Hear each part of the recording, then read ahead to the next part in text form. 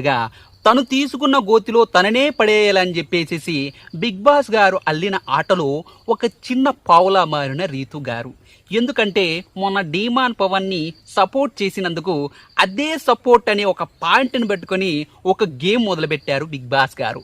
ఆ గేమ్ ఏంటంటే టెనెంట్స్ని ఓనర్స్గా మార్చే గేమ్ అనమాట. ఆ గేమ్లో ఏంటంటే ఓడిపోయిన వాళ్ళు ఆ టాస్క్లో నుంచి వైదొలగిపోకుండా ఎవరైతే ఓడిపోయారో అక్కడ ఆడుతున్న వాళ్ళకి సపోర్ట్ చేయొచ్చనమాట.